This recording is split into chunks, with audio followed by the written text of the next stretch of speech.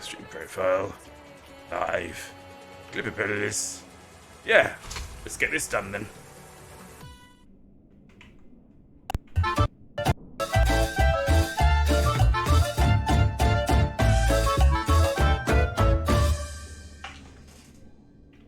Alright, settle down everyone, settle down, because, you lucky people, we've got a joke to explain, and this joke comes to us from the lovely Reckless 101, and his joke reads as follows. What do you call a naughty lamb, dressed up like a skeleton for Halloween? Right, well, I don't know how we've done this, but somehow the eraser's gone back to how it used to be. I'm embracing it. I just don't know how that's happened. I think maybe there was a memo. I'd quite like to make it bigger. I'm not sure I know how. Because what used to happen is if you went quickly, it would grow. Anyway, that's neither here nor there. We've got a joke to explain. Now, what do you call a naughty lamb? Well, what's a lamb, first of all? In animal husbandry, in human history, we have kept a number of beasts, one of which we keep primarily for the production of wool and Sunday dinners. And that particular creature is a sheep. A sheep. And do note there, do write this down, a sheep is singular and plural. So 1 sheep, 2 sheep, 3 sheep, 4 sheep. Who doesn't like it bigger? Well, indeed, Reckless, indeed. It certainly gets the job done quicker. I think you'll find the bigger it is. But a baby sheep, okay, a baby sheep we give a special name, because we tend to give animals, certainly animals that are important to us, we tend to give the young specific names. So a young dog is a puppy, a young cat is a kitten, and a young sheep, as here, is a lamb.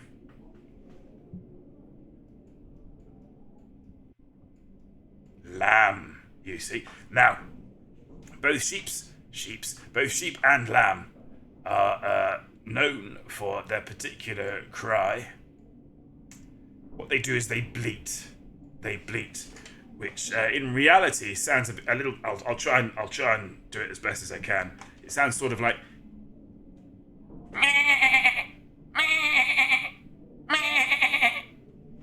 But we don't. Just as like a pig would go.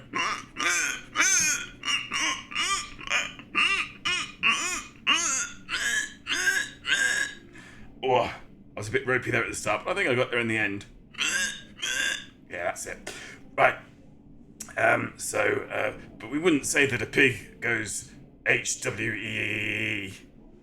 My God, where are you keeping these animals? No, that was just me, Jean. That was just me. But I've known some guys who make the piggy noises. Yeah, I'm sure you do, right? I'm sure you do. But yes, so what we generally say is that a pig oinks, and a sheep, bleats, which again doesn't really describe the sound, but we will often refer to it as bar. So going ba like that, you see. So we've sort of simplified that into bar. So hence the popular children's rhyme, bar bar black sheep. Bar bar black sheep, have you any will? Yes sir, 3 bags full. 1 for the master, 1 for the maid, and 1 for the little girl, who lives down the lane. I think there's more to that.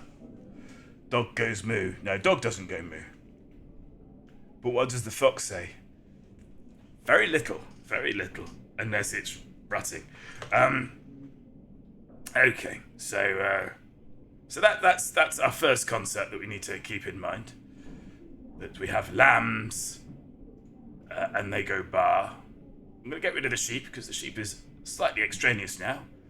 It was just there to contextualize the lamb. But now that the lamb is fully contextualized,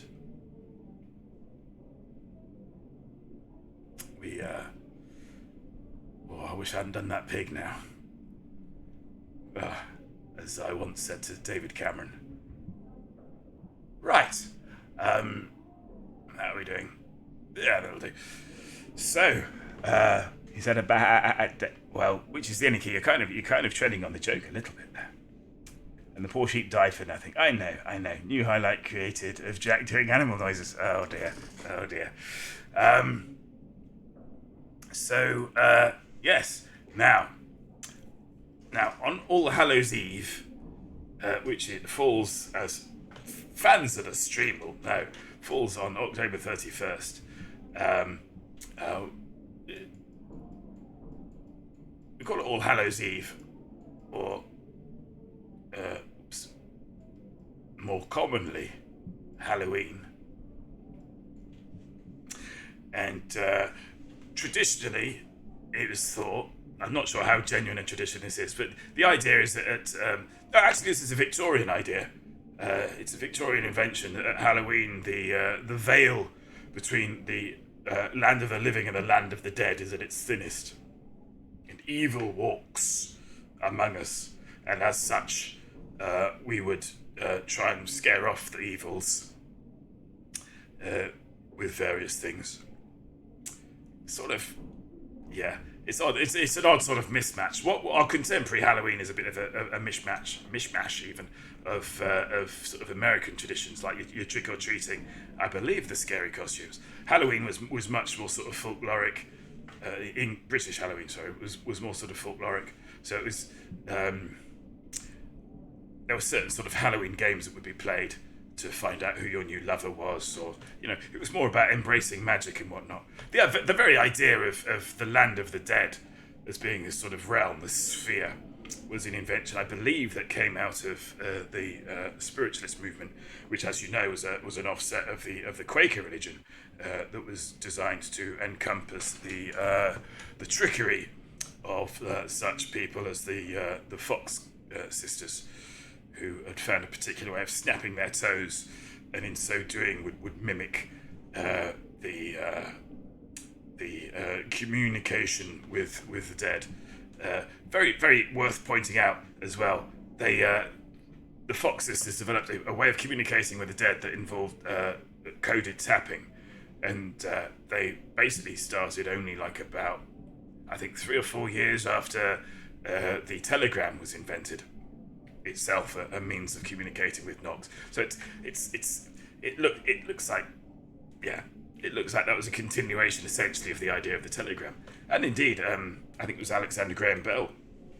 The reason why he wanted to create a telephone was so he could commune with the dead. There's a long history of telecommunication devices and ideas of communicating with the dead. They sort of go hand in hand, which seems peculiar to us now, but of course what you have to remember is at that era it was this strange, wonderful world of scientific discovery, and it seems a bigger leap now than it would have then. We were communicating with ships at sea suddenly.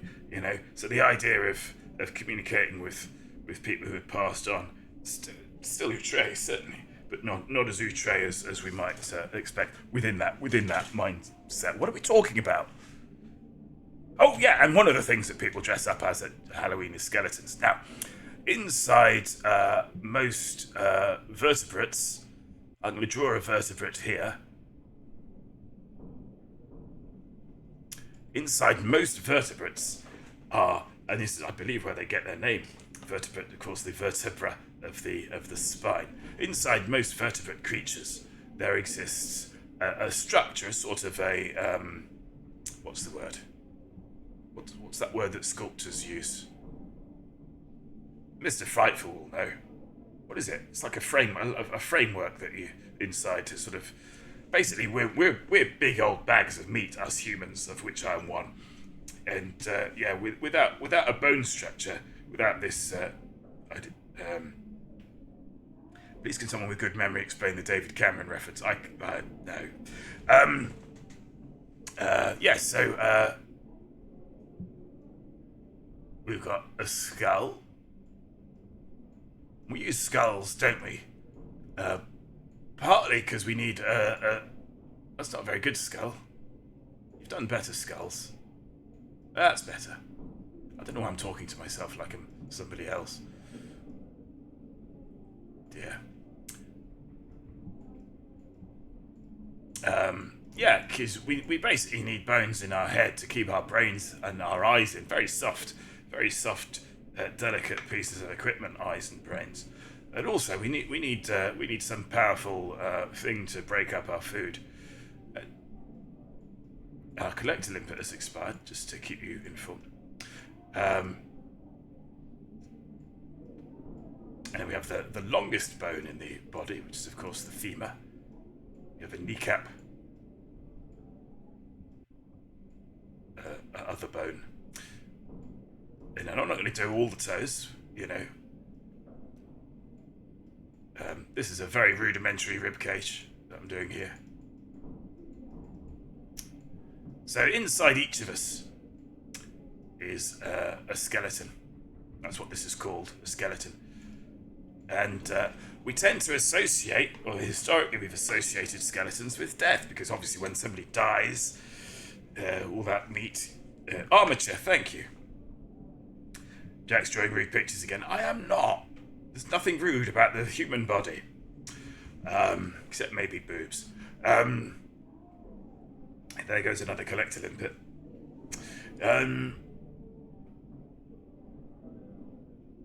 So basically, when people died and they'd be buried or they'd be, out in the woods somewhere and then discovered, all that would be left would be often would be just the bones. So obviously, the bones became very sort of symbolic, associated idea with death, and of course, the phantom of death is very much at the heart of Halloween. So a costume that one might wear at Halloween is a skeleton. You see, the idea of an animated skeleton going, ooh, I'm a skeleton. Or moobs. Moobs are less rude, I would say. Moobs are less rude. The joke, which is the only key, is what do you call a naughty lamb dressed up like a skeleton for Halloween? Bad to the bone. Okay, so we have this notion of a lamb then dressed as a skeleton. Okay, now a skeleton is made up of anyone? Bones, you see. Skeleton is made up of bones. So we can have bad